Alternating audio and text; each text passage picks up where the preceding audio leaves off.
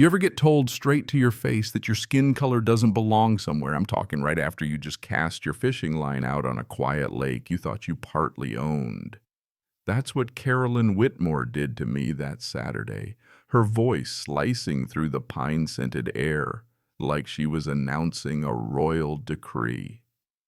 And yeah, just minutes later, there were police lights bouncing off the water sirens, wailing through the golden light, all because she decided I didn't fit at Lake Meadowbrook.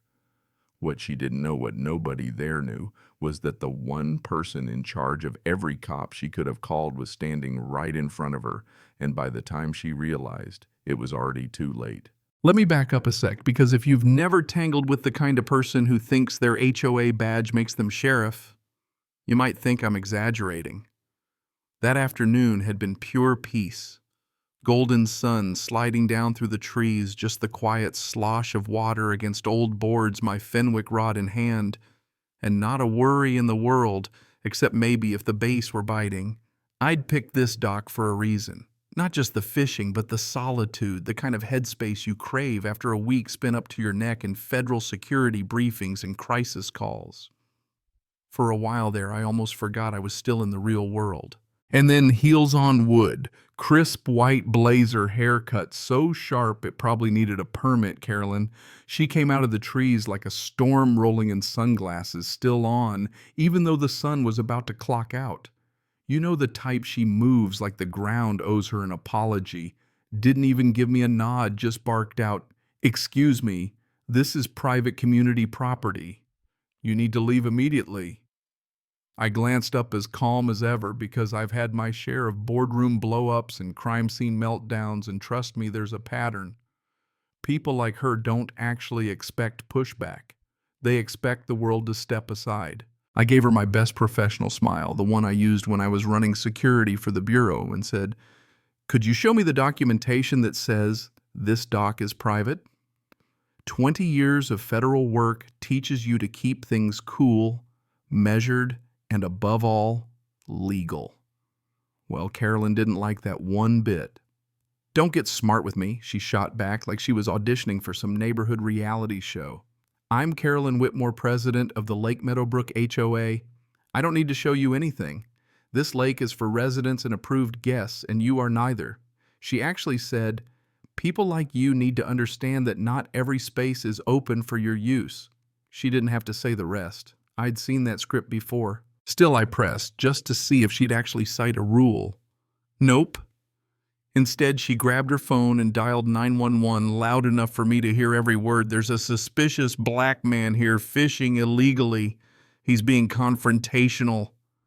She sprinkled in just enough fake fear to make sure the response would be as strong as possible. So there we were, her posturing me, threading my lure, waiting for the next shoe to drop. You ever see someone call the police and not realize the guy next to them practically wrote the training manual? The irony was delicious. Sirens started in the distance, and she actually smiled, convinced she'd already won. The police cruiser rolled up, Martinez behind the wheel, a good kid I'd trained myself just a few months before. He didn't recognize me at first, not out of context, but you could see the light bulb go on in his eyes when he got close. "Carolyn took charge, or tried to. Thank you for coming, officer. This man is trespassing and refusing to leave. He's argumentative and suspicious." She gestured at me like I was some evidence bag she wanted thrown out. But Martinez, bless him, looked at me, then back at her, then back at me. "Sir, are you Agent Patterson?" "From the academy." You could feel the temperature in the room drop. Carolyn hadn't planned for that. Now she was flustered, but not finished. "I don't care who this man claims to be. Officer, do your job and arrest this trespasser now." She stood with her arms crossed like she thought she could will him into handcuffing me. Meanwhile, from behind a nearby tree, a teenager had his phone out, quietly recording the whole circus. These days, nothing goes down without someone catching it on camera, and this was the kind of scene that was going to get views. Martinez turned to me respectful. "Sir, could you explain your basis for being here?"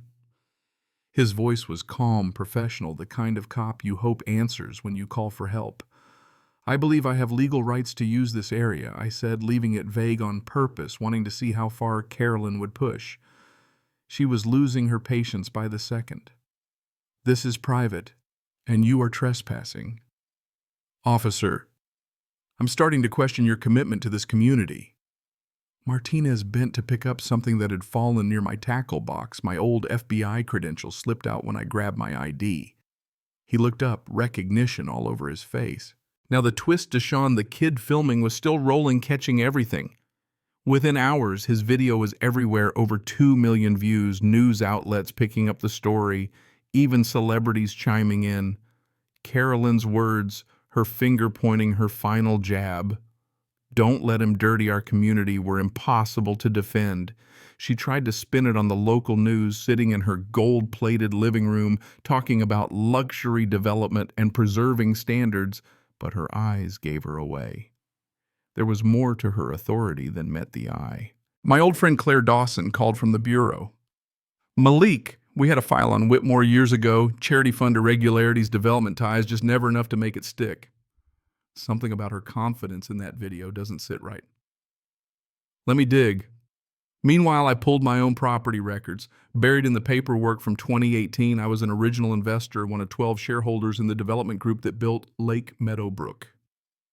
My contract was ironclad, permanent access, can't be revoked by any HOA ever. Carolyn either didn't know, or worse, she was hiding it. This was more than racial bias. It was potentially criminal. If she'd hidden the founding investor rights from the HOA, it was fraud. If she knew and acted anyway, it was corruption. Claire called back. She's been under federal scrutiny before. There's a web of connections, money shifting to companies that never did the work, pressure on homeowners, harassment. You might be looking at the tip of something big. The next HOA meeting was packed, 200 people crammed into a space built for half that. Carolyn at the head of the table, her board lined up like nervous ducks. We are under attack from outside agitators, she intoned, but I won't let mob mentality ruin what we've built. Mrs. Henderson, one of the only black residents, stood up. What I saw in that video was racism, plain and simple, a wave of murmurs, some in support, some angry. That's when I walked in, leather portfolio in hand. I laid out the documents for all to see, my original contract, the investment group's founding records. I have every legal right to be here, I told the crowd. Carolyn sputtered. Those could be fake, but I was ready. I put the county clerk on speaker. Malik Patterson is a 15% shareholder with permanent access. Filed 2018, still in effect. The air got sucked out of the room. And then, as if on cue, Harold Thompson, retired CPA, stood up with a manila folder. I've been quiet for 2 years, but not anymore. He'd tracked every dollar payments to Whitmore Property Solutions, owned by Carolyn's ex. $250,000 missing from an assessment fund, fake repairs, bogus contracts. Folks started checking their own accounts, questions flying. I turned to the crowd. What we're hearing could be federal fraud, especially at these amounts. People looked at each other, realizing it was bigger than a bad HOA. It was their money, their homes at stake.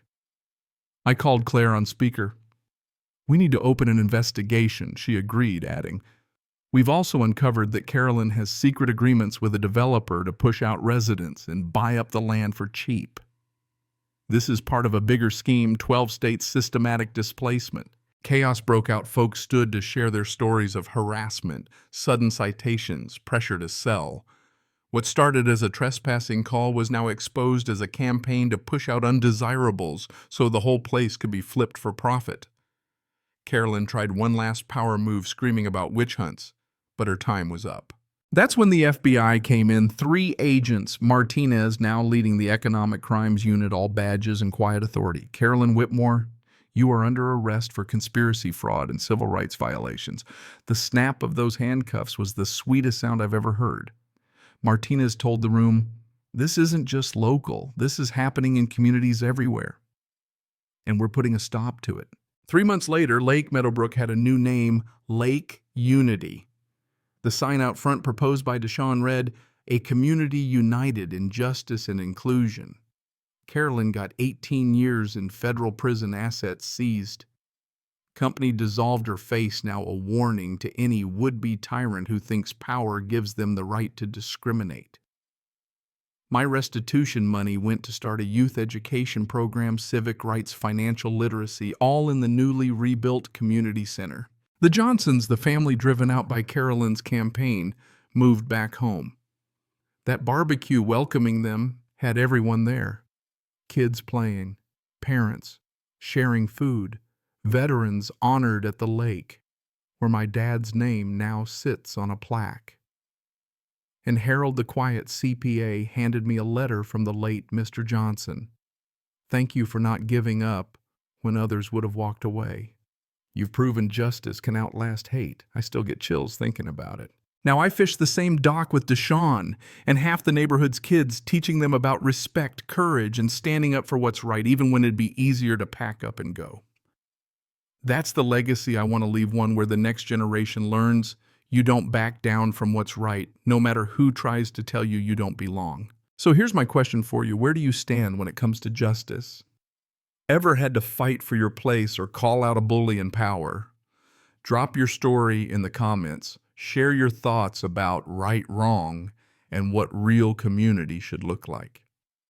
Because if there's one thing I know, it's that change starts with folks like us refusing to stay silent.